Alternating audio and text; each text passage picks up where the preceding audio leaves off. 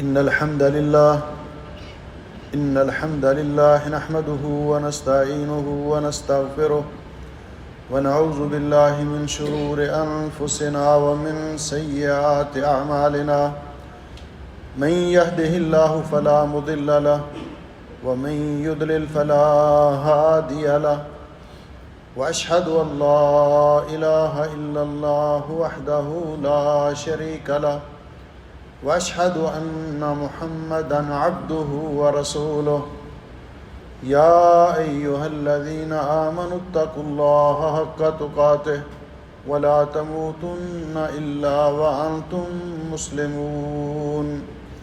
يا أيها الناس اتقوا ربكم الذي خلقكم من نفس واحدة وخلق منها زوجها وبث منهما رجالا كثيرا ونساء واتقوا الله الذي تساءلون به والأرحام إن الله كان عليكم رقيبا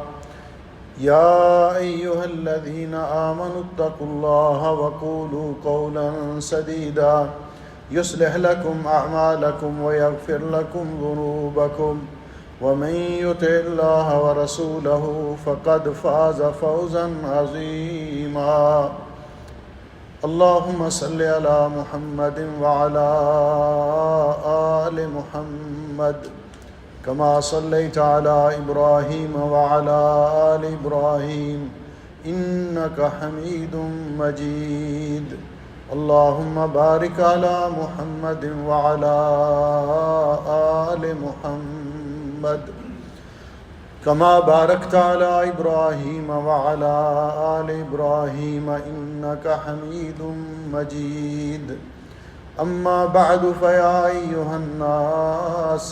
إن خير الحديث كتاب الله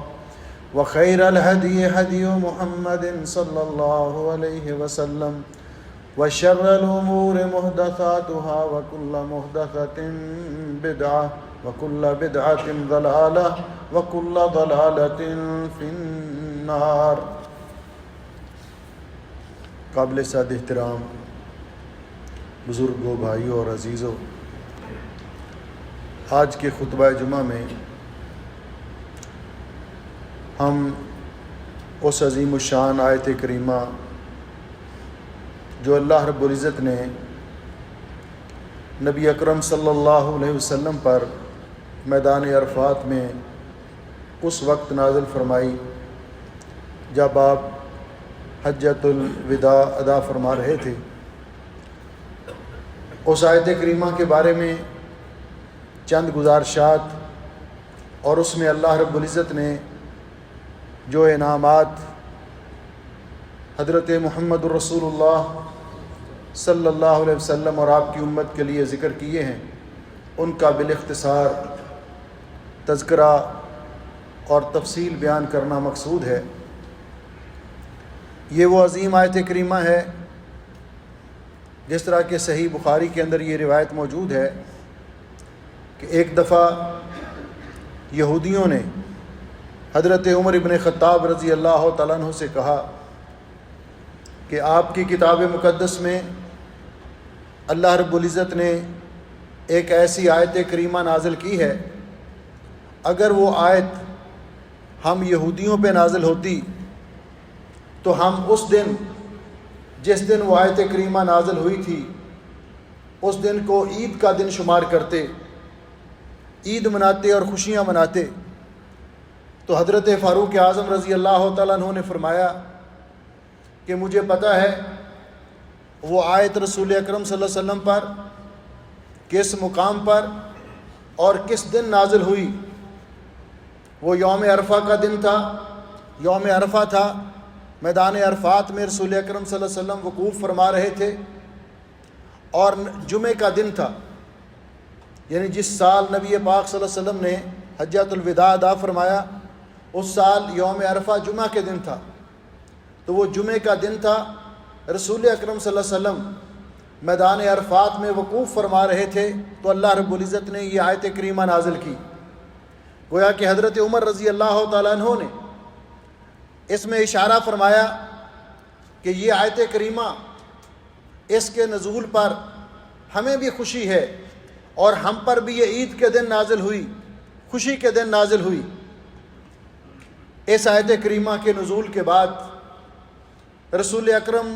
صلی اللہ علیہ وسلم تقریباً 90 دن تک دنیا میں تشریف فرما رہے اور اس کے بعد اپنے خالق حقیقی سے جا ملے۔ یہ عظیم الشان آیت کریمہ سورۃ المائدہ کی آیت نمبر 3 ہے۔ اللہ رب العزت ارشاد فرماتے ہیں، اعوذ باللہ من الشیطان الرجیم، الیوم اکملت لکم دینکم واتممت علیکم نعمتی وردیت لکم الاسلام دینا۔ آج کے دن میں نے تمہارے لیے تمہارا دین مکمل کر دیا، تم پر اپنی نعمت تمام کر دی اور تمہارے لیے اسلام کو بطور دین پسند کر لیا۔ یہ آیت کریمہ امت مسلمہ کے لیے جہاں بہت بڑا اعزاز ہے، اللہ رب العزت کا بہت بڑا انعام ہے، وہاں اس بات کی بھی اس میں نوید ہے اور اللہ رب العزت کی طرف سے بشارت ہے کہ دین اسلام مکمل ہو چکا، اب اس کے بعد دنیا میں کوئی نیا دین نہیں آئے گا، قرآن کریم کے بعد دنیا میں کوئی نئی کتاب نہیں آئے گی، حضرت محمد الرسول اللہ صلی اللہ علیہ وسلم خاتم النبیین ہیں، آپ کے بعد دنیا میں اور کوئی نبی نہیں آئے گا، یہ امت آخری امت ہے، اس کے بعد اور کوئی امت نہیں آئے گی۔ واضح طور پر یہ اعلان کر دیا گیا۔ اس لیے اس آیت کریمہ میں اللہ رب العزت نے جن چیزوں کا تذکرہ کیا، پہلے نمبر پر دین کی تکمیل کا ذکر کیا۔ دین کی تکمیل کا معنی کیا ہے؟ کہ دین اب مکمل ہو چکا، اب نہ جبریل امین دین اور شریعت کے لیے وحی لے کر آئیں گے اور نہ دین میں کوئی کمی بیشی، کوئی چیز منسوخ ہو سکتی ہے، نہ کسی چیز کا اضافہ ہو سکتا ہے، جیسا کہ حدیث پاک میں آتا ہے کہ صحابہ اکرام جو اس کا مفہوم سمجھتے تھے کہ رسول اکرم صلی اللہ علیہ وسلم کی وفات کے بعد ام ایمن رضی اللہ تعالیٰ عنہ نبی پاک صلی اللہ علیہ وسلم کی جلیل القدر صحابیہ، وہ بیٹھی رو رہی تھی، کسی نے ان سے پوچھا کہ یہ تو اللہ رب العزت کا نظام ہے، جو بھی دنیا میں آیا، خواہ وہ نبی ہو، ولی ہو، عام انسان ہو، وہ دنیا سے جائے گا، یہ اللہ رب العزت کا نظام ہے۔ فرماتی ہیں میں اس لیے رو رہی ہوں، ایک تو رسول اکرم صلی اللہ علیہ وسلم کی جدائی کا غم ہے، اور دوسرا انما ابکی علی الوحی الذی انقطع عنا، اور دوسرا اس بات کا غم ہے کہ انقطع الوحی، آسمان سے وحی کا سلسلہ منقطع ہو چکا ہے، کیونکہ رسول اکرم صلی اللہ علیہ وسلم دنیا سے تشریف لے جا چکے ہیں، اب جبریل امین کس پر وحی لے کر آئیں گے؟ اب وحی کا سلسلہ منقطع ہو چکا ہے، جس کا صاف مفہوم یہ ہے کہ وہ دین جو رسول اکرم صلی اللہ علیہ وسلم پر مکمل ہوا، آپ اس کے بعد اس آیت کے نزول کے بعد تقریباً 2.5 مہینے تک دنیا میں تشریف فرما رہے، پھر اللہ کو پیارے ہو گئے، اس کے بعد نہ کوئی نیا حکم آیا، نہ جبریل امین وحی لے کر آئے، اور نہ اس دین کے اندر کوئی کمی بیشی کی جا سکتی ہے۔ اسی لیے پیارے نبی حضرت محمد الرسول اللہ صلی اللہ علیہ وسلم اپنے ہر خطبے میں ارشاد فرمایا کرتے تھے، ان خیر الحدیث کتاب اللہ، سب سے بہتر کلام اللہ کا کلام، وخیر الہدی ہدی محمد صلی اللہ علیہ وسلم، اور سب سے بہتر سیرت اور طریقہ حضرت محمد الرسول اللہ صلی اللہ علیہ وسلم کی سنت اور آپ کا طریقہ ہے۔ وشر الامور محدثاتها، اور سب سے برا کام وہ ہے جو دین کے کمپلیٹ ہو جانے کے بعد دین میں نیا ایجاد کر لیا جائے۔ وکل محدثۃ بدعہ، اور ہر وہ نیا کام جو دین کے اندر ایجاد کر لیا جائے، جو نبی پاک صلی اللہ علیہ وسلم کے زمانے میں نہیں تھا، آپ نے جن لوگوں کو دین سکھایا صحابہ اکرام کے زمانے میں نہیں تھا، بعد میں ایجاد کر لیا جائے، وہ کام سب سے برا کام ہے۔ وَكُلُّ بِدْعَةٍ ضَلَالَةٍ، اور ہر بدعت گمراہی ہے۔ وَكُلُّ ضَلَالَةٍ فِي النَّارِ، اور ہر گمراہی انسان کو جہنم میں لے جائے گی۔ جس طرح سنت سفینہ نجات ہے، سنت پر عمل کرنا یہ جنت کی راہ پر چلنا ہے، اسی طرح جو نبی پاک صلی اللہ علیہ وسلم کی سنت کو چھوڑ کر کوئی اور راستہ اپنائے گا تو گویا کہ اس نے جنت کا راستہ چھوڑ دیا، وہ راہ جنت کی طرف نہیں جاتی۔ اسی لیے پیارے نبی حضرت محمد الرسول اللہ صلی اللہ علیہ وسلم نے فرمایا تھا، عن ابی ہریرہ رضی اللہ تعالیٰ عنہ عن النبی صلی اللہ علیہ وسلم، حضرت ابو ہریرہ رضی اللہ تعالیٰ عنہ فرماتے ہیں کہ نبی علیہ السلام نے فرمایا، کل امتی یدخلون الجنہ، میری امت، میرا کلمہ پڑھنے والے، اللہ کی توحید پہ قائم لوگ، میری سنت کی اتباع کرنے والے، یہ سارے لوگ جنت میں جائیں گے، الا من ابا، سوائے اس بد نصیب کے جس نے خود جنت میں جانے سے انکار کر دیا۔ اب یہاں سوال پیدا ہوتا تھا کہ جنت میں جانے کا تو ہر مسلمان خواہش مند ہے، جنت میں جانے سے انکار کون کرے گا؟ تو صحابہ اکرام نے یہ پوچھ لیا رسول اکرم صلی اللہ علیہ وسلم سے، قیلا ومن یعبا، اے اللہ کے رسول صلوات اللہ وسلم علیہ، جنت میں جانے سے انکار کون کر سکتا ہے؟ آپ نے فرمایا، من اطاعنی دخل الجنہ، جو میری اتباع کرے گا، اطاعت اور فرما برداری کرے گا، وہ جنت میں جائے گا۔ ومن عصانی، جس نے میری سنت کی مخالفت کی، میرے امر کی مخالفت کی، فقد ابا، گویا کہ اس نے خود جنت میں جانے سے انکار کر دیا، وہ جنت کی راہ پہ چلا ہی نہیں۔ تو آدمی جو راستہ اختیار کرتا ہے، منزل بھی انسان کو وہی میسر آتی ہے۔ سبیل النجات، سفینہ نجات، یہ نبی پاک صلی اللہ علیہ وسلم کی سنت پر عمل کرنا ہے، آپ کی سنت اور آپ کا طریقہ ہے۔ اسی لیے رسول اکرم صلی اللہ علیہ وسلم نے فرمایا تھا کہ جو میرے بعد زندہ رہے گا اس کو بہت سارے اختلافات دنیا میں دیکھنے ہوں گے۔ انہ من یعش منکم بعدی فسیری اختلافا کثیرا۔ تو صحابہ اکرام رضوان اللہ علیہم اجمعین نے فرمایا، آپ سے سوال کیا حضرت ایسی صورت میں ہم کیا کریں؟ تو آپ نے فرمایا، علیکم بسنتی وسنت الخلفاء الراشدین المہدیین، ایسی صورتحال میں تم نے میری سنت کو اپنانا ہے، میرے شاگردان گرامی خلفائے راشدین صحابہ اکرام کی سنت کو اپنانا ہے۔ عضوا علیہا بالنواجذ، اس پر اپنے پنجے گاڑ لینے ہیں۔ وَإِيَّاكُمْ وَمُحْدَثَاتِ الْأُمُورِ، اور یاد رکھنا دین میں نئی چیزیں ایجاد کرنے سے بچنا۔ فَإِنَّ كُلَّ مُحْدَثَةٍ بِدْعَةٍ، اس لیے کہ دین میں ہر نیا ایجاد کردہ کام بدعت ہے۔ وَكُلَّ بِدْعَةٍ ضَلَالَةٍ، اور ہر بدعت گمراہی ہے۔ وَكُلَّ ضَلَالَةٍ فِي النَّارِ، اور ہر گمراہی انسان کو جہنم میں لے جائے گی۔ اس لیے دین کے معاملے میں، دین کی تکمیل کے بعد، دین مکمل ہو جانے کے بعد دین کے اندر کمی بیشی کرنا یہ کسی کے لیے جائز نہیں اور کسی کے اختیار میں نہیں۔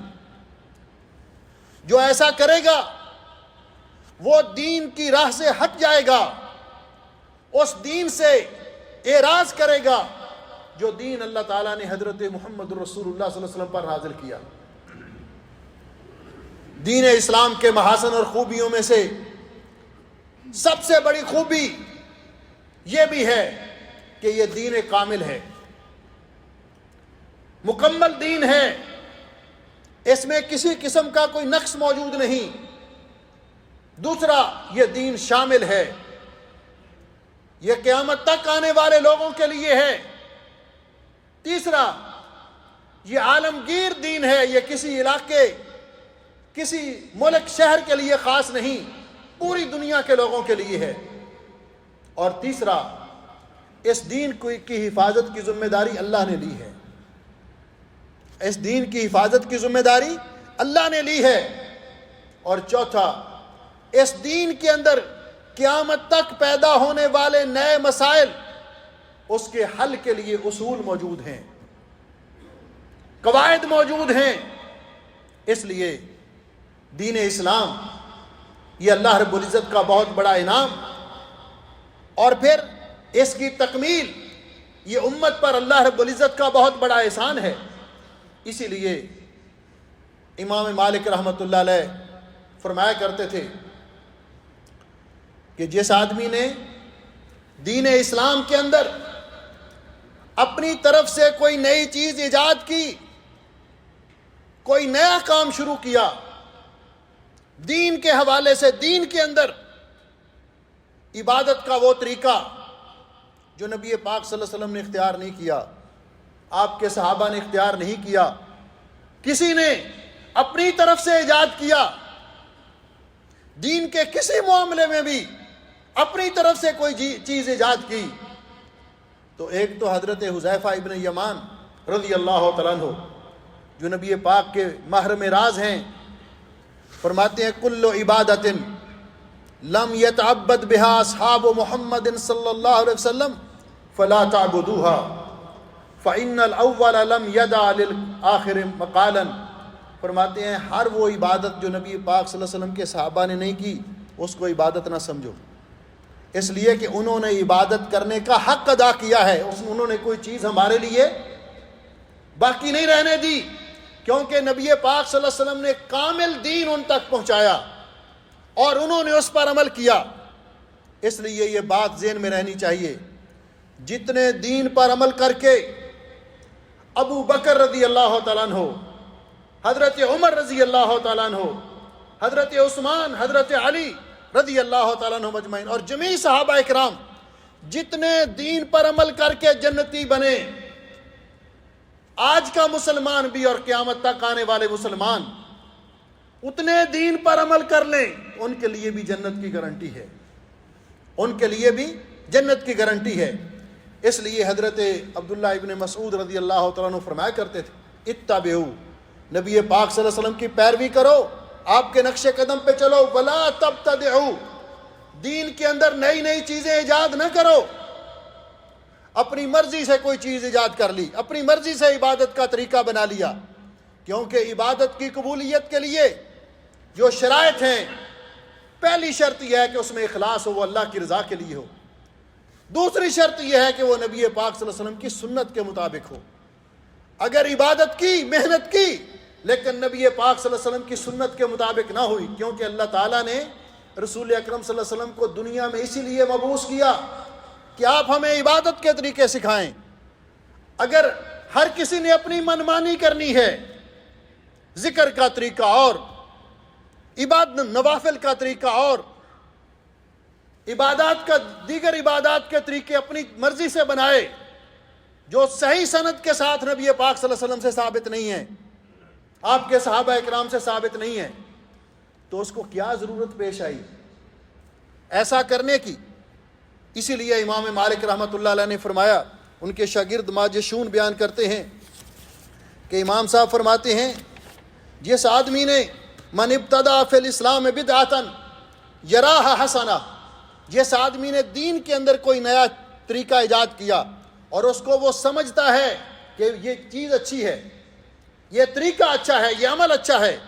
فرماتے ہیں فقد زعم ان محمدا صلی اللہ علیہ وسلم خان الرسالہ، استغفر اللہ معاذ اللہ،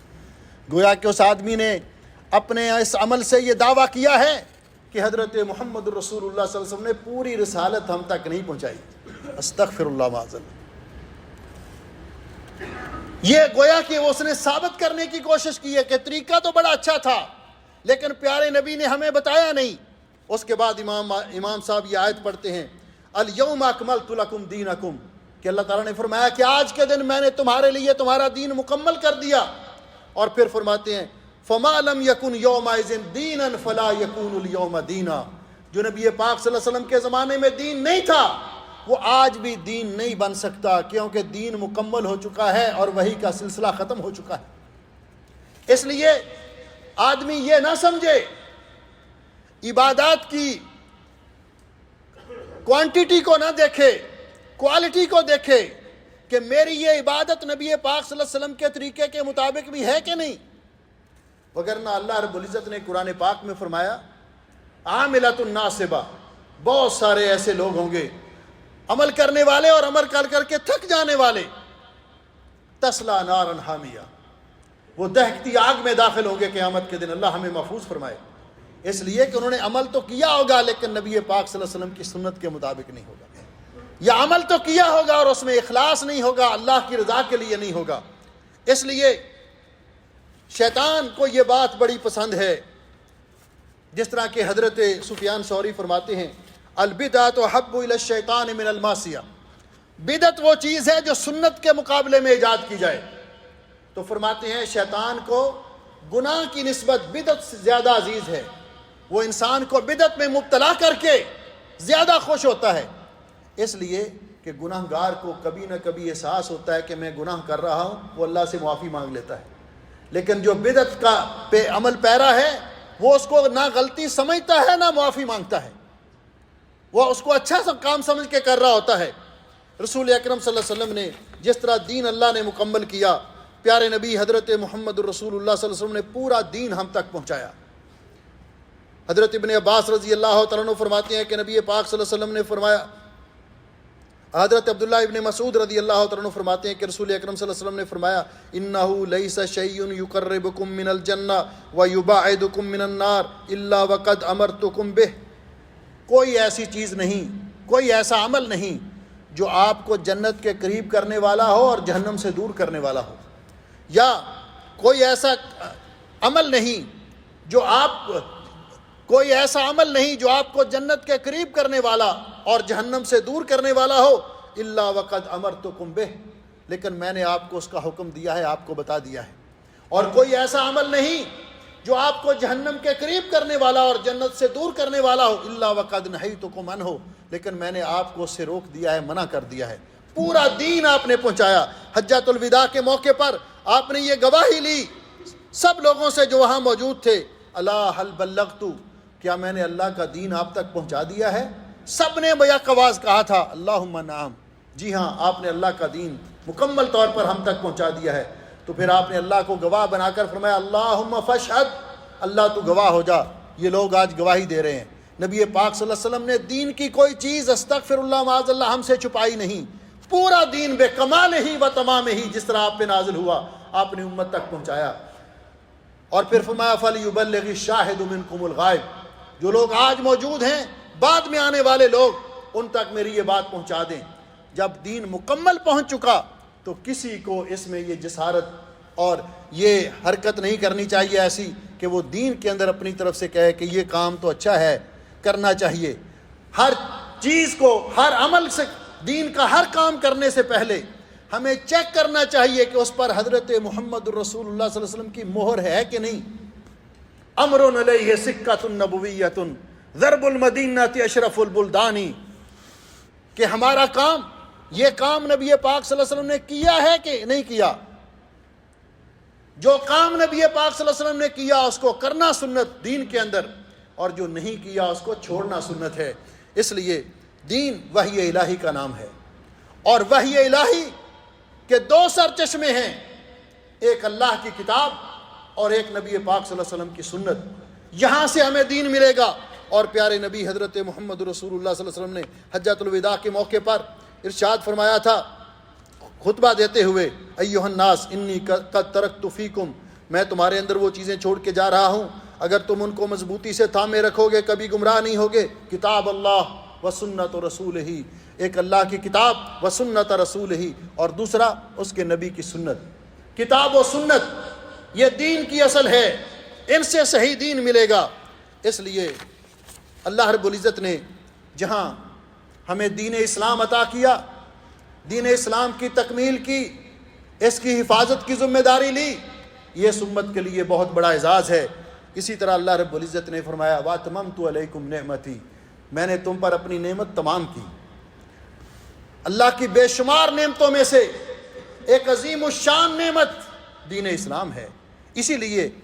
اس کے بارے میں مسلمان اللہ کا شکر ادا کرتے ہیں، الحمدللہ الذی ہدانا لہذا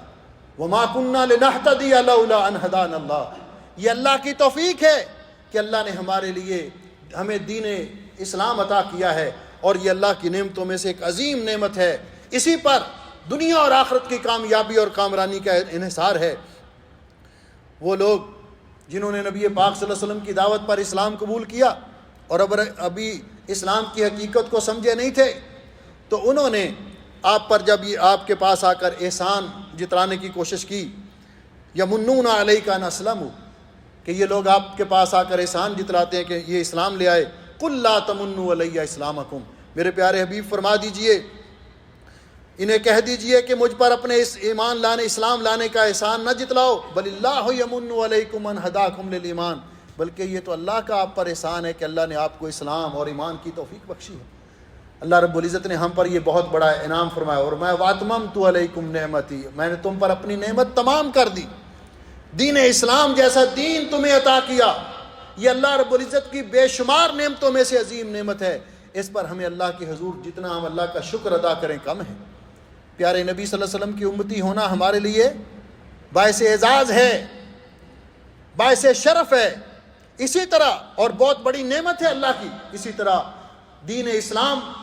جیسی نعمت میسر آنا یہ بھی اللہ رب العزت کا بہت بڑا انعام ہے۔ اس لیے دین اسلام کے احکام پر خوشی سے عمل کرنا چاہیے،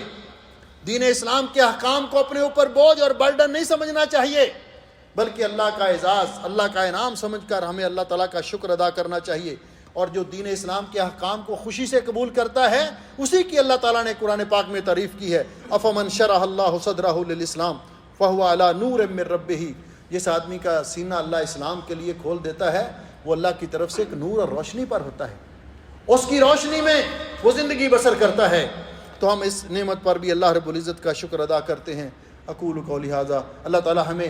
دین اسلام پر قائم رکھے، ثابت قدم رکھے، اور یہ دعا نبی پاک صلی اللہ علیہ وسلم کی ہمیں ہمیشہ کرنی چاہیے، یا مقلب القلوب ثبت قلوبنا علی دینک ربنا لا تزغ قلوبنا بعد اذ ہدیتنا وہب لنا من لدنک رحمہ انک انت الوہاب۔ جب تک اللہ ہمیں زندہ رکھے، دین اسلام پہ زندہ رکھے، آخری وقت آئے تو ہمارا خاتمہ ایمان پہ کرے۔ اقول قولی ھذا استغفر اللہ لی ولکم ولسائر المسلمین من کل ذنب واتوب الیہ۔